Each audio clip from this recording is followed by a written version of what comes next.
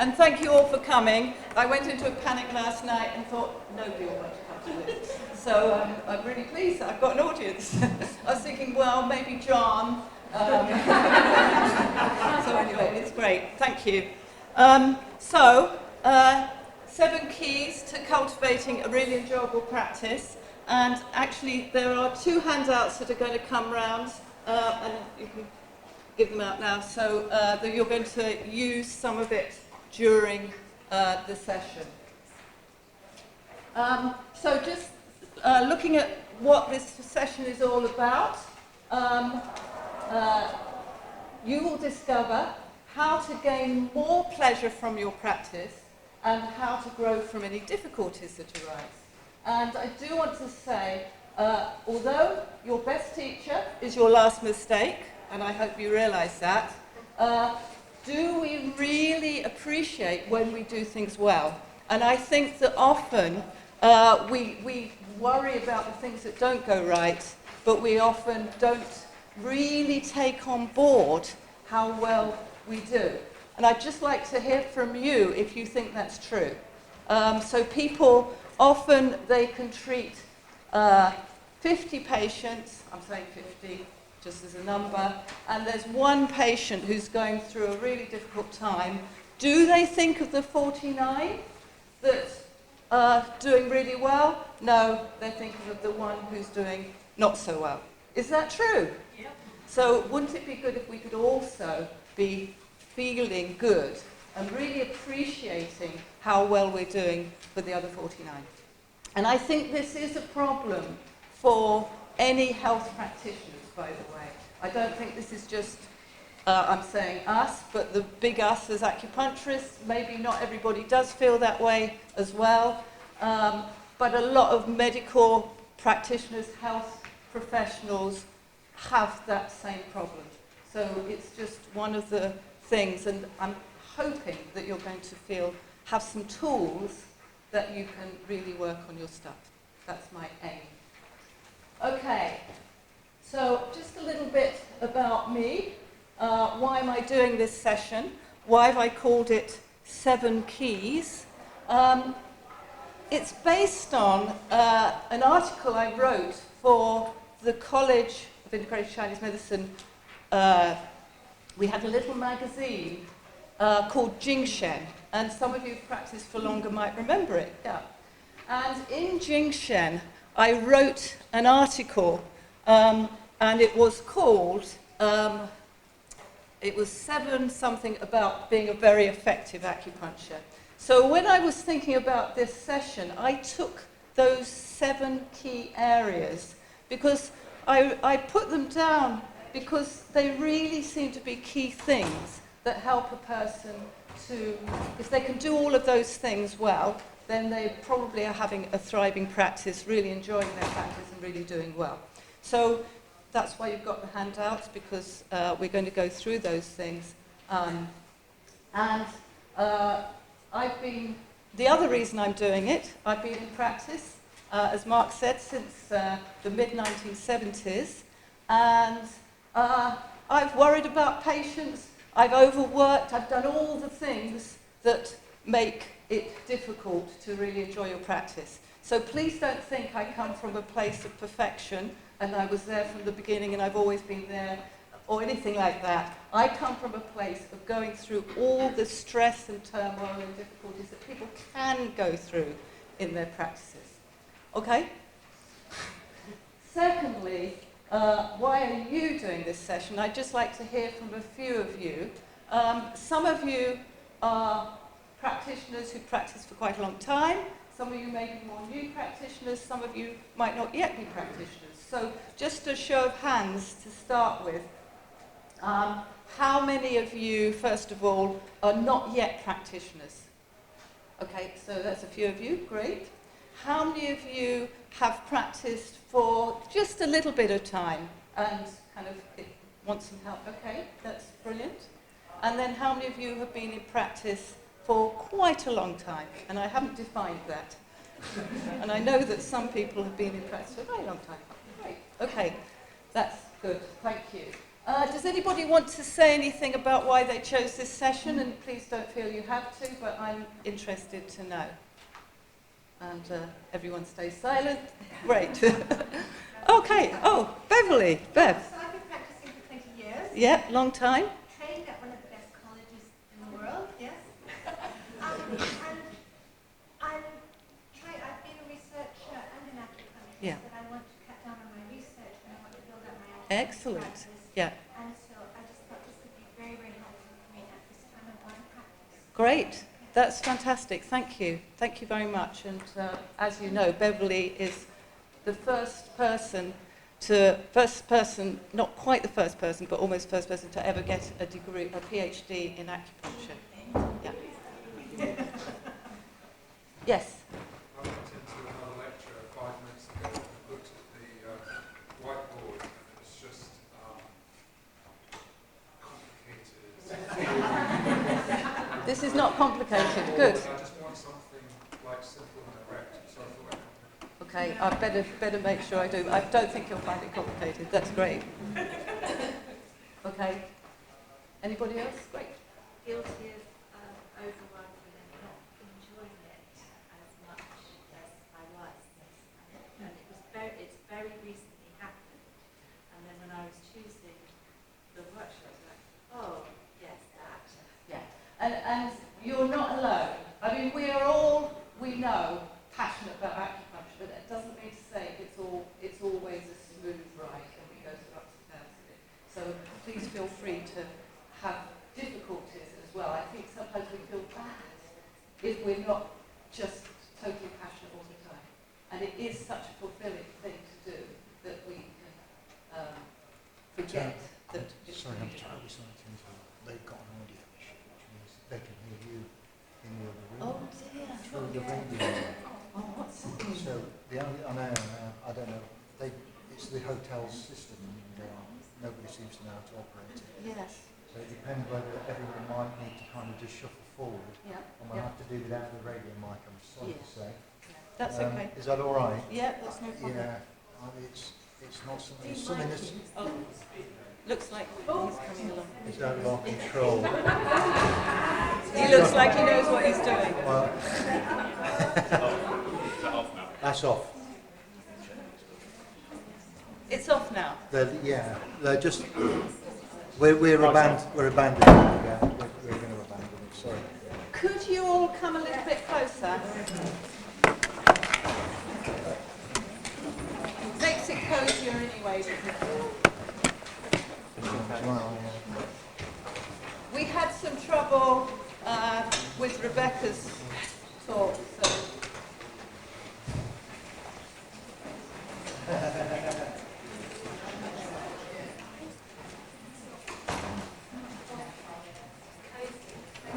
Yeah, it's cozy, isn't it?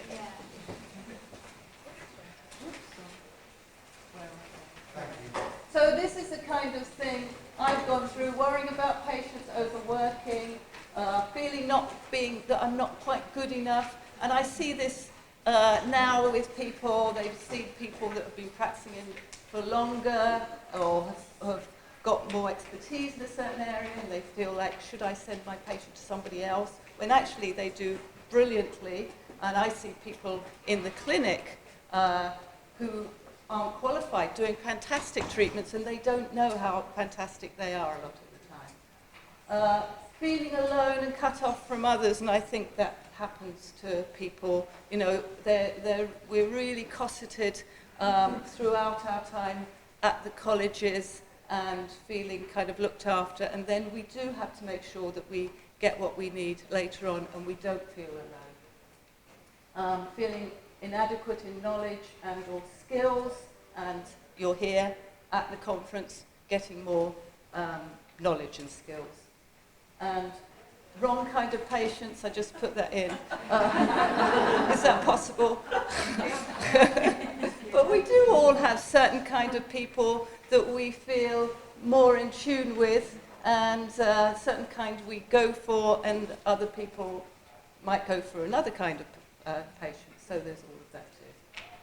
And then I put just curious or other, and sorry, I don't know your name, but who was it? You said that you've just kind of come in because so maybe you come for the last one. I don't know. Okay, so that's not really everything, and you've got your own things. Anything else? But these are the 7 key areas that, when I wrote this article, that I thought are really important in order for somebody to have a really thriving practice. So the first, I'll just go through them and then I'll go through them a little bit more. The first one is a good heart. The second, a passion for acupuncture. The third, a thirst for knowledge. The fourth, clear outcomes. A desire for personal development. A sense of worth. And then staying power. And I'll go through all of those in turn, but I've just put in something else because that doesn't cover everything that's right for us as individuals.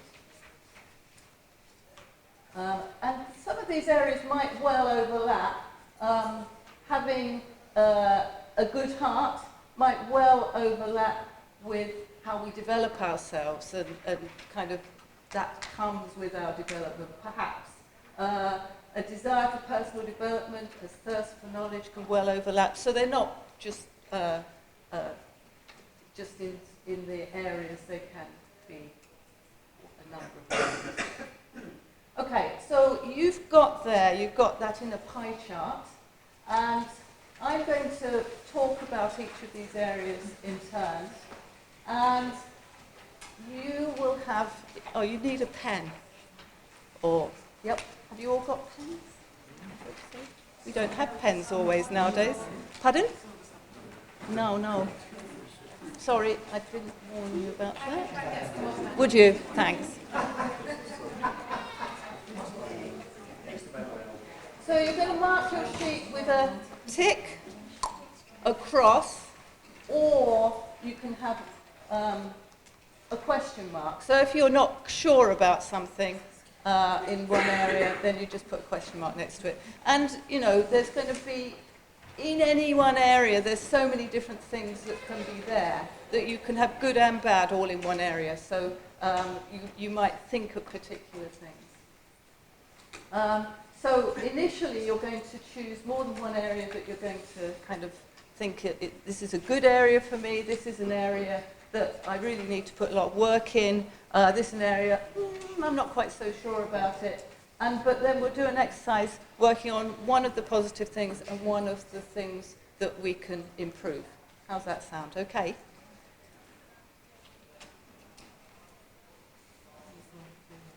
And before starting, I do want to say you'll be working with a partner, just discussing things. Confidentiality is always there. This is being filmed. If you are working with your partner and your partner says, if you say something to your partner, only you can say about it in the class. Your partner can't say about your confidential things. And if you feel, I don't want to say anything, absolutely, if that's your gut feeling, that is the absolute thing to try. Secondly, privacy. And privacy means that you don't have to talk to anybody about what's going on with you. You can still do these exercises without saying it out loud. Because you might have something that you feel, this is a bit personal to talk about, and I don't know this person at all well, but I want to work on this particular thing, and in that case, you don't have to. It is private to you, but you can work on it within yourself. And finally, if you're partnering somebody, never, and you wouldn't do this anyway, I'm sure, but no critical comments, and critical comments mean, oh, you do that? I know you wouldn't do that, because you're all good practitioners, but just to remind you. Or what I call well-meaning advice. So well-meaning advice might be, I had something like that, and I can give you a really good idea. No, this is your own work, but you're not working for somebody else in terms of what's going on. You all right with that? Yep. So, I'm now going to talk about these different areas. Has everyone got a pen? No. You haven't got a handout? Surely not. I think there's, I copied 30, and I don't think there's more than 30 people in the room. Who hasn't got a handout? A few of you. Okay. What? Natalie's looking for pens. If you would, that'd be great. For the moment,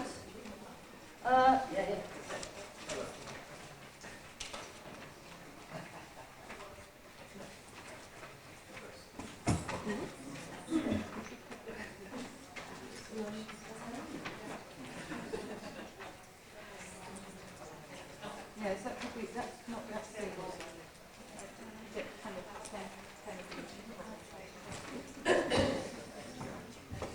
Okay, so let's talk about these areas. If you haven't got a handout, then if you could, Natalie's got some pens there. Who hasn't got a pen?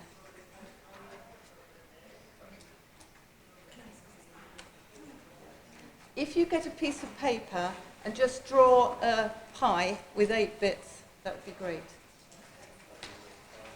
Who doesn't have a piece of... there is, everyone's got one. That's okay. You can sketch a pie. Okay.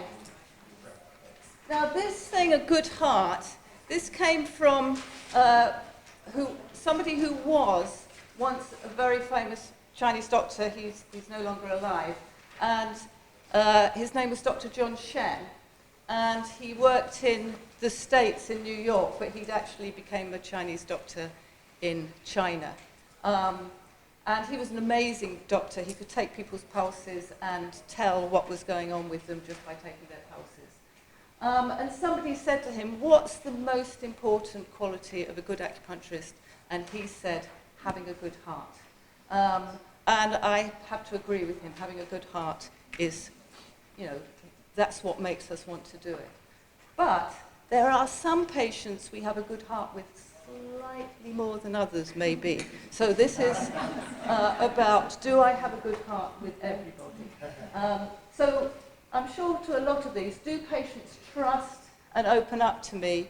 Then a lot of us can talk to our patients and they do trust us. And in fact, if we haven't got that trust there, we're not going to really be able to treat them well. Do I accept, and the big word here, and Rebecca used it in her previous things, and listen to my patient? If all we're doing is giving them good advice, saying what we think is right for them, but not really listening to them, then it's going to be so much harder for us to get a good diagnosis.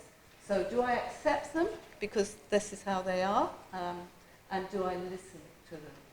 Can I put myself in my patient's shoes? So just ask yourself that, and put a big tick if you think you can do that most of the time. Probably nobody's got a cross for this, but a question mark if you think this is an area I might like to work on a tiny bit.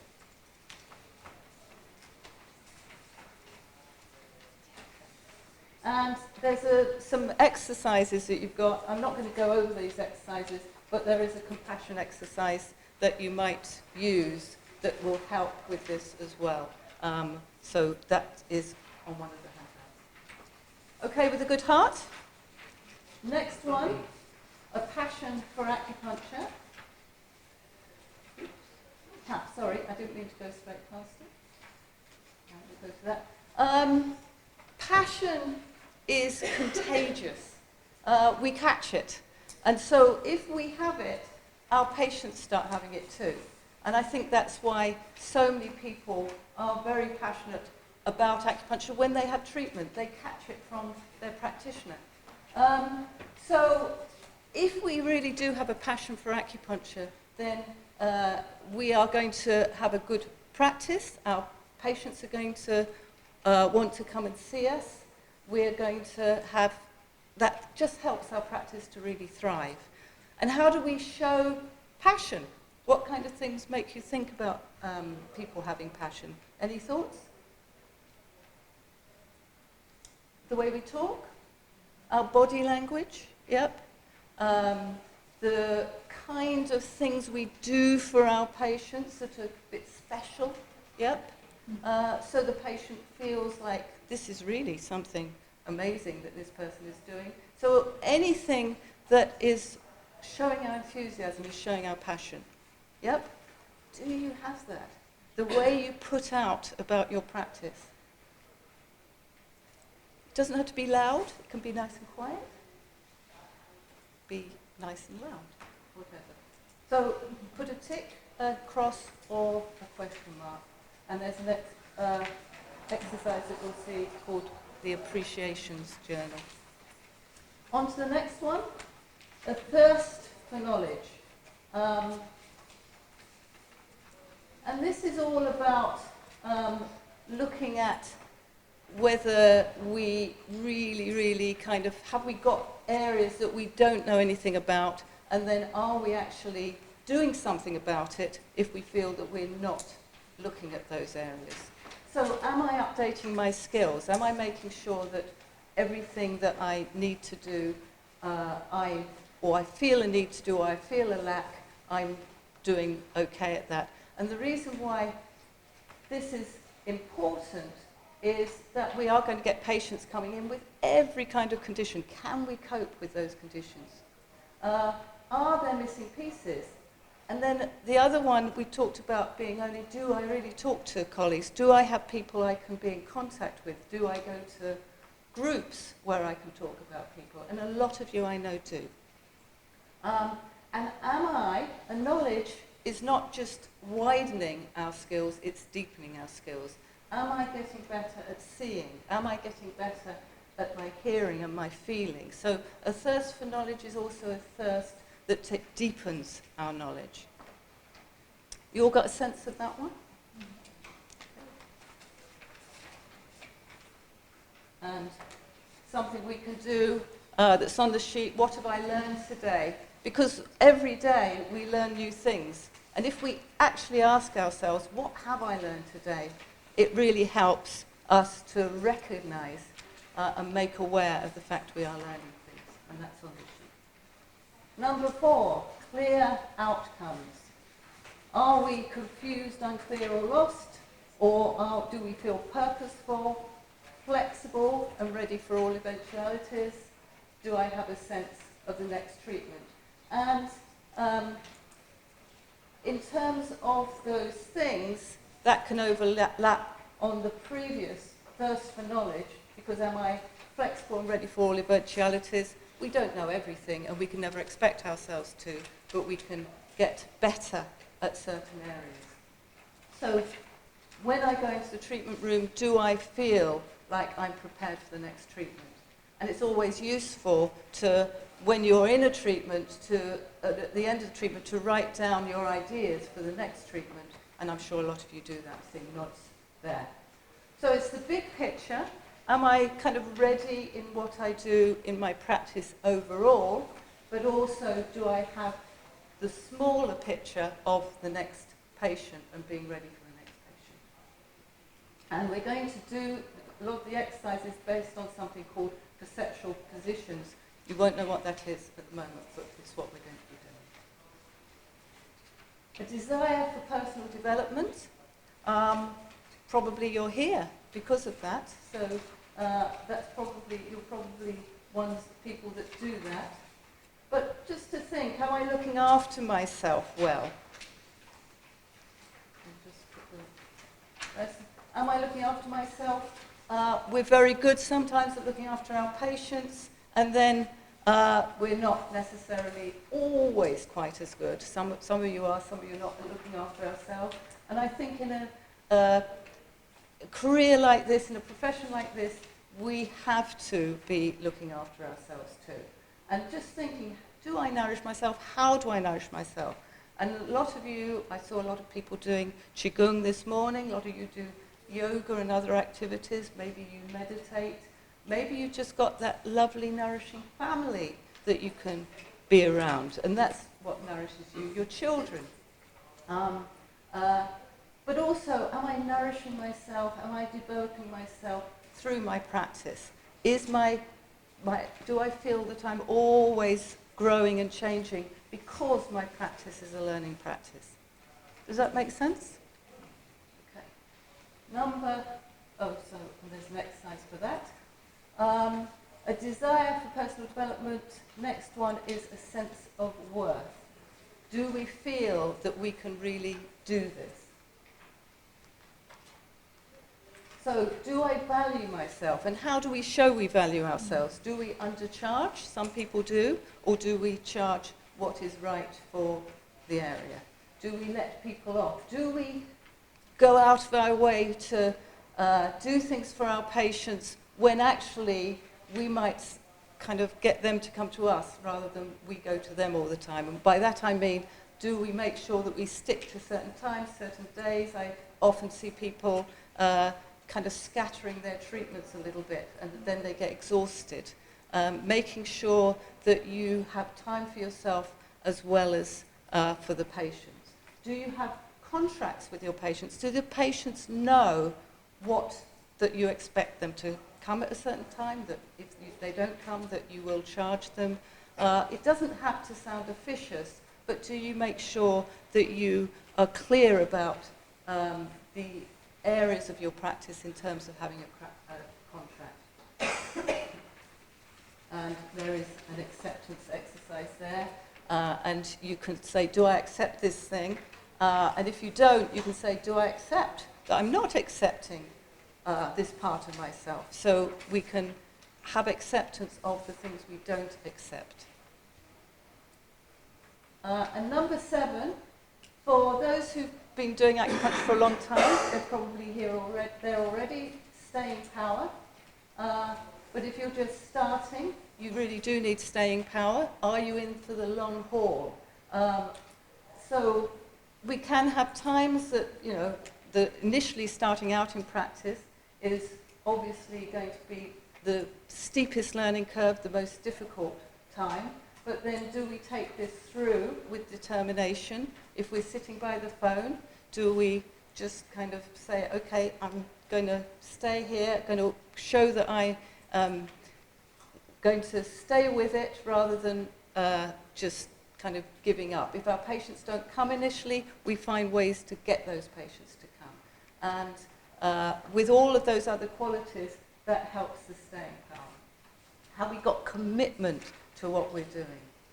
And if patients are what we might call difficult, how do I deal with those? Do I make sure that I find ways to look after myself so I'm not worrying, but I can really help that patient?